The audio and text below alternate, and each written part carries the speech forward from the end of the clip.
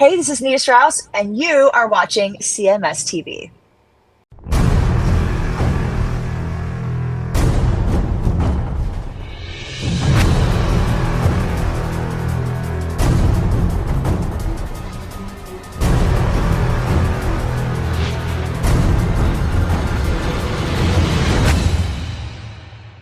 All right, well, let's start all over again. It is All right. the Classic Metal Show right here on the classicmetalshow.com. That was New American Shame with American Shame. And kicking off the show tonight, we heard Lizzie Borden with American Metal, and a guy who just exudes American metal, my good friend and partner, Chris Aiken. What's going on there, Chris? Hello, everybody. Glad to be here. It is a extended 4th of July weekend for at least those of us here in the U.S. So I'm enjoying 4 or 5 days in a row here. Are you off Monday? Yeah, Monday, Tuesday. Nice. So yeah. Yeah, I know a lot of people that are working Monday. Hell, I'm working Monday. Well, we are not working on Monday, so I am taking extended 4 days in a row so I can just kind of regroup, get together. I've been trying to catch up on the life coaching things, so I need to get that back in order. Need to get you some ideas for my website and all that fun shit. So I'm going to try to make it a productive 4 days. That's cool. Well, very good. So anyway, we are back from a week off. Yes. And I made the trip over to Ohio. I got to be in the exact same room as Chris has been in or was in. Shocking, right? I don't remember the last time you and I were actually in the same location at the same time. I mean, I think it's been years. Yeah, I was like, who is this fucking pimp daddy sitting next to me? Who is this guy? The guy who brought you Coke. Yeah, that's right. Not Jack and Coke, just Coke. Yeah, I will attest that in the time that I spent with Chris last Saturday, and we'll get into that, he did not consume any adult beverages whatsoever. None. I drank water and that one Coke, and I think that's all I had the whole time. I offered to buy Chris an adult beverage, and he declined. I did. So he did not consume any alcohol in my presence anyway, and I believe he did not do that for the rest of the evening. I did not. I was being a responsible bodyguard. No drinking for me. Mm-hmm. So yeah, it was good to see Chris. I see him every week on the video, but I have not seen Chris in, geez, trying to think. It's been at least 2 years. Yeah, it's been a good minute. That's for sure. It's probably.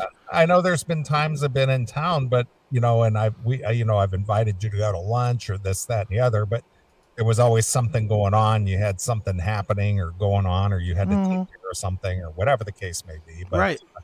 Regardless of that, we got to sit and chit chat for a few minutes last week and hang out and do something different. Very different. different and special. Yeah, it was a lot of fun. That's for sure. Yeah. So anyway, we're back, and again, happy 4th of July to our American friends. Hail and kill to the rest of you fucks in the audience. And glad you're back with us and, hanging out. That's right. Another new show. Yeah. It's going by. Half the year's over already. I know. Isn't that nuts? Today being July 1st, that marks exactly half the year is over. Mm-hmm. It's just crazy how quick this year has flown by. Yeah. No kidding. And it's a weird thing with me. The way that I mark off the days is I go, well, one last minute of sunshine, when it reaches June 21st, I go, well, here we are, the longest day of the year. Now we're going to go back into the dark days again. That's right. I mean, it's a slow process, but before you know it, it'll be dark by 4 o'clock again. Yeah, it's a slow burn, but unfortunately, it is still burning. It is. That is true. So anyway, I made a trip over to Ohio last week. I made the trip over on Thursday and checked in Cuyahoga Falls. Yes, sir. And I met up with a longtime CMS fan, probably one of the longest listening CMS fans out there. I met up with our good friend, Mean Metal X, Oh, yeah. How was that? who is a client of yours now. He is. Yeah. I just sent him his proofs today or yesterday. Yeah. So Mean Metal X, just to give you a little backstory here, when I was doing the show, the classic metal show solo or with a revolving door of co-hosts Mm-hmm. on WSTB on terrestrial radio, Mean Metal X was just a young teen, or I believe he was like 17, Right. who was a fan of the show. Mm-hmm. Mean Metal X is now 42. God damn it, we're getting old fast. I mean, how do you go from 17 to 42? Well, fucking Mikey's almost 30, for God's I sakes. know. It's the weirdest goddamn thing, because I'm thinking, well, when was the last time I saw Mean Metal X? And I'm sitting there thinking, okay, I believe it was in 2002. It was on the Metal Edge tour. It was Dokken, LA Guns, I believe Firehouse, the Jizzy fronted Rat, Right. and a Warrant. And he was up. They were playing. I believe they were playing at the Hoover Stadium down in North Canton. Right. And that was the last time I saw him. And he and his friend were up in the bleachers up there. He was up there. He had a big mop of hair. Yeah, I remember he had the big. Didn't we run into him one time? And I don't remember if this was before or after that, but at the Piercy show that didn't happen. Yeah, I think so. I think. I'm trying to remember. That was in Chesterfield. What is it? No, at the what was it, the Winchester? The Winchester. Well, I knew there was Chester in there. Yeah, the Winchester Ballroom. Yeah. And so that was the last time I saw him. And then I was at the bar. He hit you up and asked if he could, if you hit me up on my way in and asked me if you could give him my phone number. And Right. I've known Mean Metal X forever, and he's a good dude. And oh yeah, go ahead and give him my number, And so he hit me up, and I said, I'm checking in at the hotel. I don't really have any plans. If you want to come over and hang at the bar with me or something, come on over. Right. So again, I haven't seen the guy forever, and here comes this big buff strapping guy with a military style haircut, and I'm just like, it's like this is not the tall, skinny, mop headed kid that used to listen to the. Definitely not. He's now Mr. X. So he came to the bar, and we sat there just kind of shooting the shit and kind of catching up and talking about old times, and just kind of going down memory lane, if you will. Sure. We had a few good laughs and stuff, and the bartender over there by the name of Juliet, the lovely Juliet. Juliet. She was very kind and taking care of our refills. Was one of you the Romeo? Well, that's when she told me her name. I said, as in Romeo and Juliet? She goes, yep, the one and the same. Yeah, I never heard that before. Yeah, I'm sure. But it was kind of odd to see a young gal with the name of Juliet. Yeah, that is an old person name, That isn't is it? an old name. I mean, she might have been all of 25. Wow. And Juliet. It's like, okay. But yeah, we had fun with that. So it was good catching up with Mean Metal X. That's cool. It's a good time. And then the next morning, whenever I come into town, I don't normally make an announcement or let people know I'm coming, but more often than not, it doesn't matter anyway. People are never going to make the trip to see me. Sure. But regardless of that, I made the trip down to the Summit County Sheriff's Department in downtown Akron to surprise my sister. Okay. And I went in and visited with her for a little bit. Didn't let her know I was visiting the area, so I sat in her office for a little while, and we had a couple of Starbucks and just kind of catching up and whatnot. And so while she goes, well, what are you doing here? And I said, Chris invited me out to go see a Michael Franzese. Michael Franzese a talk up in Lorain. And she goes, we're going to that. Oh, wow. She goes, are you sure that's Saturday? I said, well, I'm here. I'm pretty sure it's Saturday. So Yeah. Officer Jim and my sister made the trip. Yeah. Go see Michael Franzese as well. But she was just like, that's really weird you would come here because we're going to that. We've been planning to go to that for a couple of months. Yeah, look at that. Yeah. So she goes, well, we would hang out with you tonight, but we have something going on. I said, well, whatever. You're not my babysitter. I can find other things to do. I'm not relying on you to, hang out with me, And she goes, well, you can come to lunch with us though. Oh, well. Oh, thanks. So I made the trip out to Fairlawn and met up with Officer Jim and my sister and we all sat and had some lunch and a couple of cocktails and things. And, just kind of cutting up. And Officer Jim, he goes, that's just really weird that you would be here for this. That's just really weird. He goes, of all the all the events or things that are going on and you're here and Chris is going to be there. And it's just so odd to me that you would be here for this. Yeah. I got to admit, when you told me that your brother-in-law and sister were going, I thought it was odd too. I was like, really? And then when you said that Jim was a big fan of that whole scene. He loves the whole mobster thing. I was like, all right, I guess that makes sense. But it's just weird because I didn't even know it was really happening until like 2 weeks ago. So right, of course.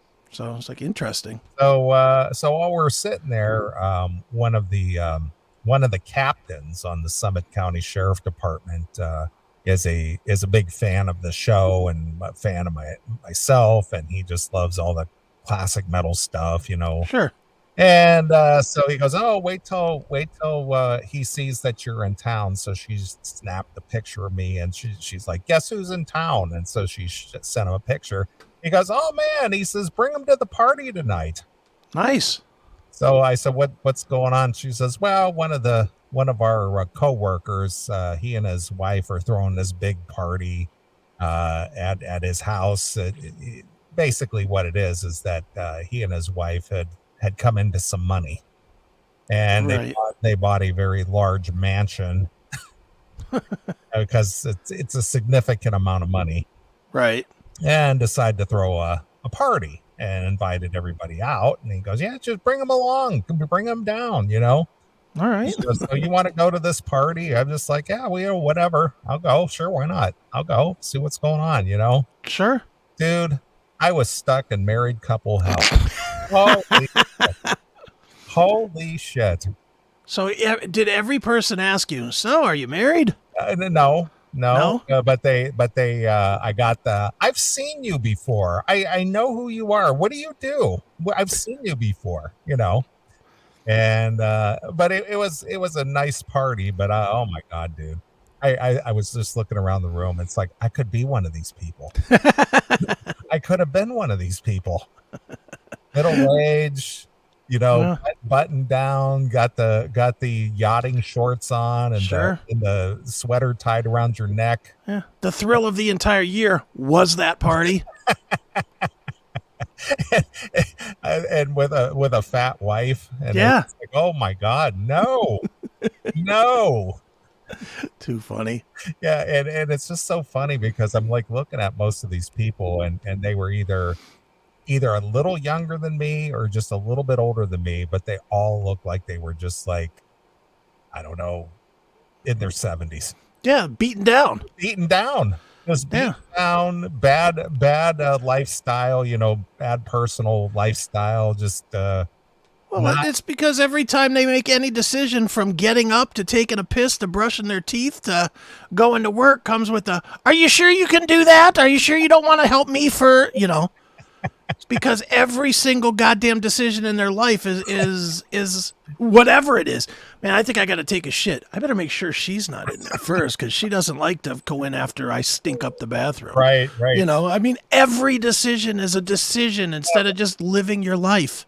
Everything is a decision. Let me check with the wife. Yeah, on every goddamn thing. Oh my God. I was sitting there and we had a good time though. I mean, I shot some pool and played some of the shuffleboard. It's not the one with the actual stick, but one that's kind of tabletop. Yeah. Played some of that and had a few cocktails, and they had a whole big spread of food, and the whole thing. It was very kind of them to allow me to come along and invite me. But Sure. Oh man, this is really not my scene.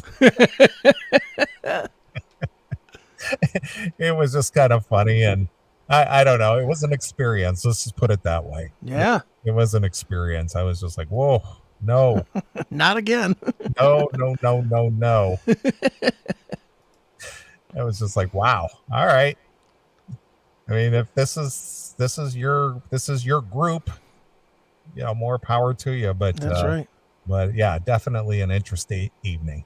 Yeah, no kidding. Wow. So then Saturday, Mhm. our young, you brought up CMS Mikey, our young lawyer friend, CMS Mikey invited me out for lunch. That's nice. And he drove over to the Akron area, and I met up with him at an Italian place. Okay. Because, well, since you're going to go see a mobster tonight, I thought maybe we'd do it up and go to an Italian place for some lunch. That's cool.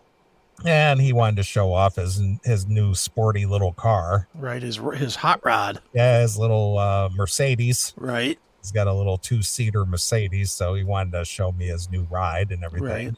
Right. So I met up with CMS Mikey, and we sat and had lunch for an hour and a half or so, and caught up, visited, all that good stuff. Sure. So it's good to see CMS Mikey. So thanks for lunch, Mikey.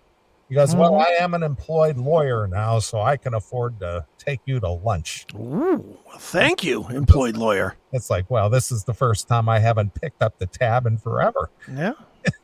So you're behind the 8 ball, Mikey. That's time. Got about 18 years of catching up to do. Right. So it was good to see CMS Mikey.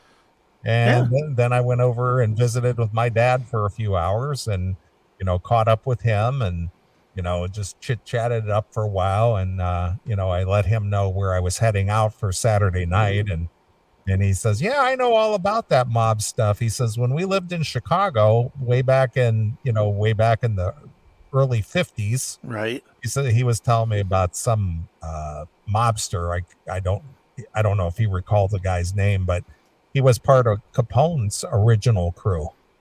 Let's see. Capone crew. And he had served his time in jail, and when he got out of jail, he remained there in the Chicago area. And my dad said that he lived in their neighborhood, and the guy, he said, that kind of moved around from place to place, and he said eventually he basically got bumped off. There's a ton of them, so yeah, I won't guess. Eventually he got bumped off. Kind of ate a bullet at the door. Imagine that, a mob guy that got shot and killed. Doesn't happen often. Right. He goes, so this guy straightened his act up, and he's out there on the speaking circuit. I said, yeah, he's been doing it a few years, Yeah. But I said, yeah, we're going out to see him tonight, And so I caught up with him, my dad, over that, and what was going on with the show. Are you still doing that thing with your friend over there in Twinsburg? I said, yep, Dad, we're still doing that thing. Yeah. How's that working out for you? I said, well, we're doing good. It's all good. And so I pulled up a little of the video off the Rumble, Sure. and showed him. I said, see, this is where modern technology has gotten us. He says that's just amazing. And then he said, man, your partner swears a lot. What's wrong with him? He's a little hard of hearing, so I didn't have the volume up to listen to the derogatory speech. That's right. I just showed him a little clip, right? Of us, and he's always interested in what's going on there. Not that he'd be a fan or anything, but he's right. Just like, amazed that we're still doing this after all these years. Yeah, imagine that. Yeah. Imagine that, doing something that you enjoy doing. How could that happen? Right. So then later I left visiting with my dad and headed up to Lorain. Yeah. To meet up with you at the Lorain Palace Theatre. Mm-hmm. And they had a pretty good crowd. They were even surprised at how many people were walked up.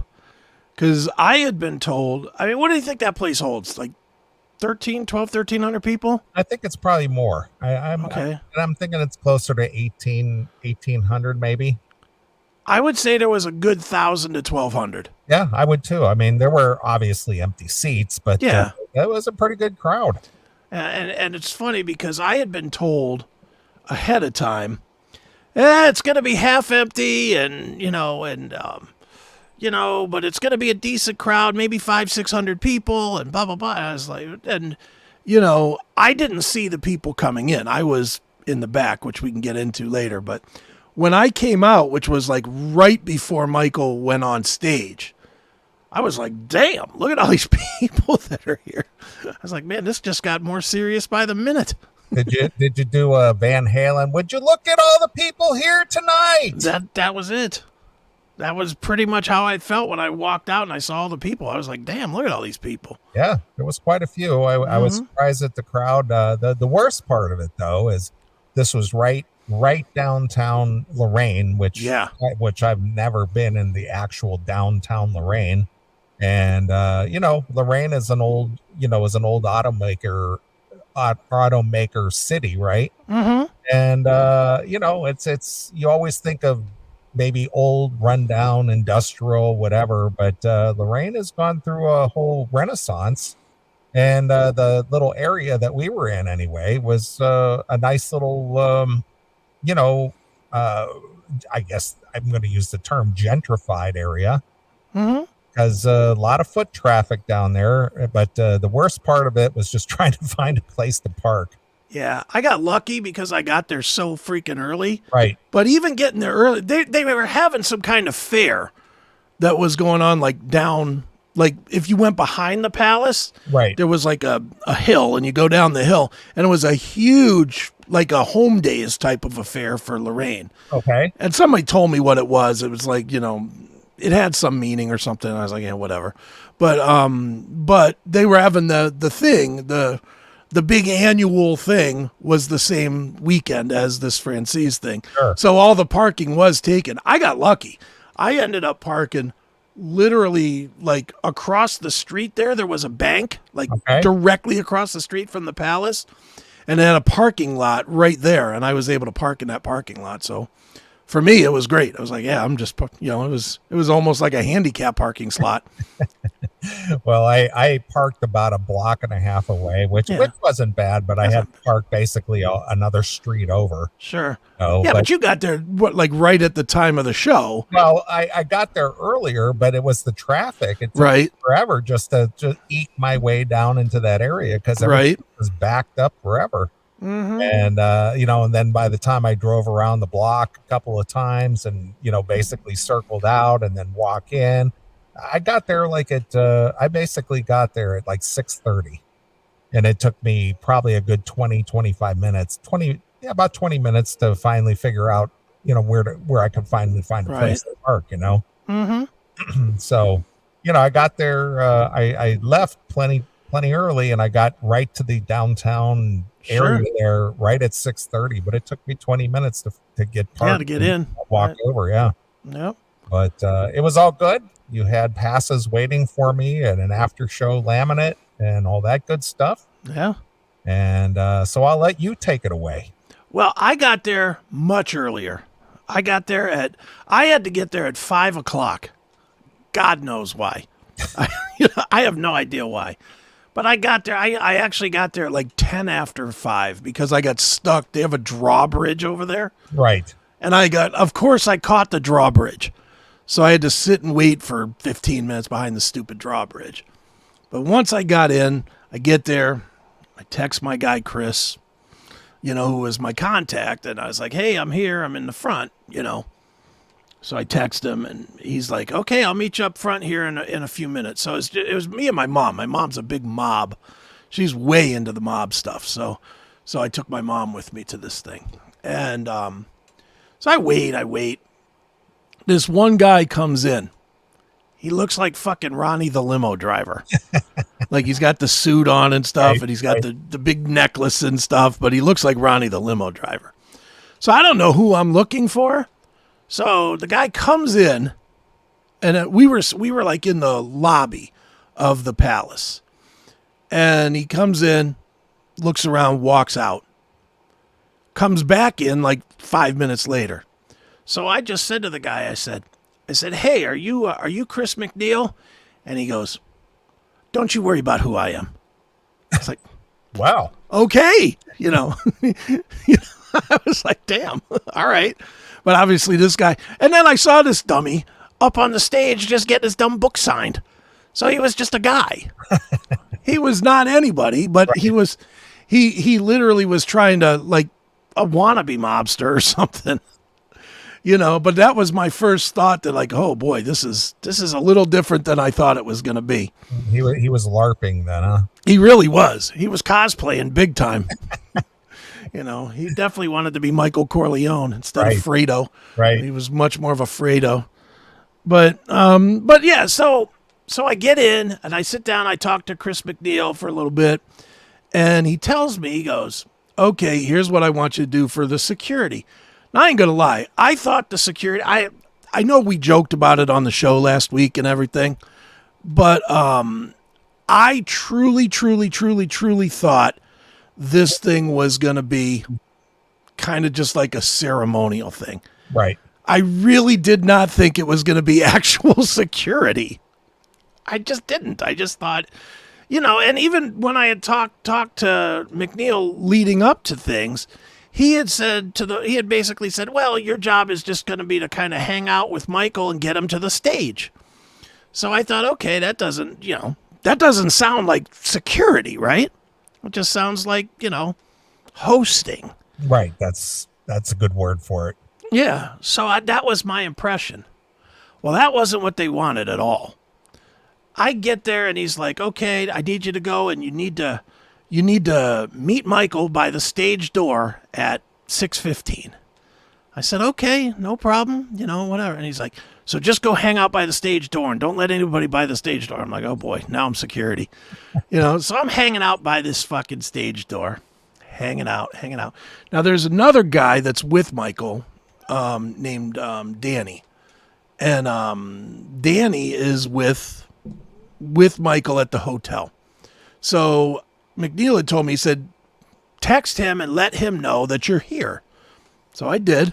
Texted him. I said, hey, I'm here. I'll meet you at the stage door, blah, blah, blah. And he goes, what stage door? And I said, the stage door at the palace. He goes, okay, fine. 6:30 comes, nobody's there. 6:35 comes, nobody's there. So I opened the stage door to see if maybe I missed them and they came in the front or something. Nobody's there, but I go in the green room and I text this guy again and I say, hey, I'm in the green room now. One letter answer, K. So I'm like, all right, cool. I guess I'm where I'm supposed to be. 5 minutes later, I get a text. Do you know where Chris McNeil is? No, I think he's in the front. He's like, yeah, because security never showed up here at the hotel. I was like, I am security. I texted him. I said, I am security. I'm in the green room. Where do you need me to be? No response. And then like 10 minutes later, him and Michael showed up. So apparently I had just been given the wrong information and I was supposed to be at the hotel, but I wasn't at the hotel. I was there. So that was the start of things. So it just was kind of nutty. But then everything went pretty smooth. I mean, everything was smooth for, I met Michael. I ain't gonna lie, man. When you met him, answer me this. Did you just get that feeling about him? Well, you know what? He actually spoke to me first. Okay. He looked at me. I walked up to him and he looked me up and down. And he goes, you're looking really sharp. And he grabbed me by the lapel and he goes, looking sharp. Yeah, nice. So I introduced him. Yeah. And I introduced myself and, I told him who I was and I said that, you were my partner and, we were told that he was going to be on our show, soon. Mm-hmm. He goes, oh, I am. And then your friend Chris was there. Yeah. And he goes, yeah, we're going to schedule something with these guys. And he goes, oh, well, glad to meet you, glad you came out, and he's just a very kind guy, very friendly. Yeah. He was very nice. I again, I'm not trying to say anything bad at all. I mean, he was nothing but super nice to me the whole time. I'm just saying when he first walked in the room and I first met him and shook his hand, I was like, all right, this ain't Rockstar that I'm meeting. This is a guy that's been involved in some shit. This is Underworld guy. Yeah, this is a guy that has probably seen bullets go through people's skulls. Sure, I'm sure. And I was just like, wow. Yeah. It was like, I wasn't scared or anything, but I was intimidated. I will not lie at all about the fact that I was definitely intimidated by him when I met him. Right. But I thought he was really nice, and he was certainly nice to me, the whole night, the whole time, and everybody there was super nice. The guy, I think his name was Dan, that owns the palace. He was super nice, and all of Michael's people were nice, and the one lady, I can't remember her name. I keep forgetting. I think it's Melissa or something that put on the event. She was super nice. Kept trying to get me to eat this fucking strudel and those cookies. She must have asked me 20. She must have said, "Oh, fat guy, he's got to like cookies." but she must have offered me the cookies 40 times. Right. Because they had some bakeries that came in with cookies and strudel and stuff. But overall, it was a great time. The only thing that wasn't great about the whole thing, I thought the talk was great. The only thing I thought that wasn't great was the meet and greet itself. Yeah, that was a little disorganized. Well, and it was like, dude, it was so. I had said, I had told Chris McNeil, because they didn't think there was going to be that many people. Mm-hmm. Honestly, they thought, because the meet and greet, there was 2 meet and greets. There were the people that had these badges, right, and then there was people that had tickets. And the people that had tickets also got a book. They got a book as part of their ticket price. It was like a VIP package. Yeah. And it was you get to meet Michael, you get to ask him a question, you get your book signed. That was the deal. I think they thought there was only going to be like 20 or 30 of those. and then there was the badges. I swear there was probably 150 people that got the VIP easily. I mean, it was a full stage where they had everybody lining up. Yeah, well, the way it worked out, there was like, on this, to try and explain this to people that can't really see it, like if you're looking at the stage, there were steps right to the right of the stage. And you'd walk up the little steps, and then you would walk onto the stage. And Michael was positioned right there, like right as you walked onto the stage. If you pull up my picture, you could see where he was standing at his little podium. Yeah, there's this. So right where that guy with the white T-shirt is. Yeah, that's where the stairs were. Yeah, that's the stairs. Well, so many people were there that it went all the way down to the other end of the stage, wrapped around, and then formed 2 lines. The line of people with badges and the line of people with tickets, with tickets. I mean, it was, how many people you were there for most of the time. Would you say total people between the 2 lines was 250? Oh, I don't think it was that many. You don't think so? I think it was probably somewhere between 150 and 200 people. All I know is it was a lot. It was a lot of people. I don't think it was 250 though, yeah. but it definitely was close to 200 people. Yeah. I know I had said to Chris, when I saw after the show, when I saw how many people stayed, I had said to Chris, I said, why don't you just bring up one set now and leave everybody else in the seats? And he's like, no, there won't be that many people. And I was like, oh, okay. So then he brought them up, and then, I mean, it was just nonstop people coming. It was like, okay, come on. And then he was getting on me. He's like, dude, you got to get these people in line. I was like, how am I? And I mean, you saw every person that came in. I was like, if you've got a badge, go to the right line. If you've got tickets, go to the left line, or whatever it was, and it was like, I couldn't keep them in line. There was too many people coming through. Yeah, they were all intermingling, mixing up. Yeah, cutting the line. They couldn't figure out that, well, what if I have this? Does this mean that I have VIP tickets? No, this means you have a badge. It was like, oh, people are dumb. But we got them all through. But it took the meet and greet itself, I mean, the funny thing is the talk was at like 7 or 7:30, I think he started. I truly thought we'd be there till about 9:30.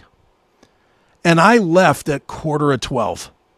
I ended up leaving at 11:45 because that was before Michael and his people left. I waited till every last autograph was signed, but then I was like, I got to get out of here. Because part of it was I didn't eat.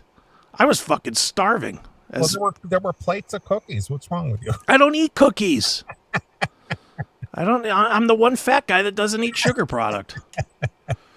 So, I didn't want to eat the cookies. And truthfully, even when I was riding down there with my mom that day, I mean, the plan was we're going to do this, then we're going to go grab a steak somewhere. Right. We're going to go to Applebee's, or not Applebee's, but Outback, and we were going to grab some food after the thing. Nowhere in my head did I think we'd be out till midnight doing this, but we were. But whatever. It was overall, again, I'm doing a little bit of bitching here, but I had a great time. I had honestly one of the best times I've had at an event in a long time because it was different. It was fun. I thought the talk was really interesting, and the JFK stuff was really interesting. Yeah, that was interesting. That not only did he, I can't say he confirmed it, but he attested to that the mob and the CIA were in on the JFK assassination. Mm-hmm. That it was a joint venture between the two. Yeah. Yeah, but it was a lot of fun. I don't know. I'm sure it seemed like you had a lot of fun. And I did. I had a great time. I was glad to be there. Yeah. I want to thank your friend AJ for giving up his badge, and your friend Seth for bringing the other badge over. So my sister and Officer Jim could meet him because they had no idea. They had no intention that they were going to get to meet him. And when I told them that you were going to hook them up, they were just like, "Holy shit, this is great." And it was kind of funny because I was just standing there with Officer Jim and my sister, just kind of standing there in line, and your friend Chris there, he just looked over at me and goes, "You guys, you with the badges, come over here." So I went over there, and he looks at me and goes, "You look like a radio guy." Nice. And I said, "I am. I'm from the Classic Metal Show." And he goes, "Oh, you're Chris's partner." And I go, "Yeah." And he was just like, he goes, I thought there was something about you." I said, "Yeah, I came in from Chicago for this." He goes, "Oh, I've been trying to get into Chicago for the last, few months and stuff." He says, "I've been trying to get Honesty Entertainment, which is a local, promoter here. In fact, he does the Des Plaines Theater and the Arcata Theater." Sure. And I said, "I know Ron Honesty." And he goes, "You do?" And I go, "Yeah." He goes, "Dude, I've been trying to get Michael in over at one of those venues, and he won't return my call. So here's my card. If you see him, would you tell him to call me?" Yeah, sure. I was like, "All right, I'll do what I can." Yeah, I know. It's very weird how it really is just kind of a handshake network going on over there. Yeah. But very cool, very good time. I was glad, the funny thing was, even if we didn't get the passes, I was determined to get Officer Jim to meet Michael. Yeah. Just because I wanted to put the whole pass to bed. He was just thrilled to death. Well, that's good, man, because I had actually told you, I think I told you when we were sitting in the seats, I was like, no matter what, I'll just walk him up. Right. I was just, even if there were no passes, I was just going to walk him up and put him in a line somewhere and deal with it if somebody said something to me. Well, he was thrilled to death. So that's good. Again, they had a great time as well, and it was just a good hang for everybody. Yeah, it was. It was definitely fun, and I'm glad we did it. And looks like we're going to get Michael here on this show, and maybe Chaz Palminteri as well, and Joe Pistone, and I was talking to Chris this week, and he's like, "Yeah, you still up for this and this?" I was like, "Yes, yes, I am." Very good. So yeah. So after I left you were in the green room with your mom and Seth and all that. So what did you do after I left? I mean, were you just sitting there, or I sat there for a bit, but I just kept checking the stage to make sure everything was cool. And after a certain point, I didn't have anything to do anymore. The most I had to do really was when everybody was coming up to the stage, I had to get people kind of, at least tell people to get in line. And then the other thing, the only thing that I had to do actual security-ish was I had to tell a couple guys to leave Michael's wife alone. Okay. That was because she was sitting, like if you're looking at this seat here, you see this guy in the white shirt here, and then right here, right over to the left. I don't know if you can see my mouse or not. I see. That's Michael's wife. I see. And so when people were coming through this door, because he introduced her on stage. Yeah, I remember he brought that dark-haired gal out. Yeah. Well, because they had seen her on stage, there was like 50 horny guys that were trying to shake her hand and whatnot. So at some point, these guys just kept hounding her.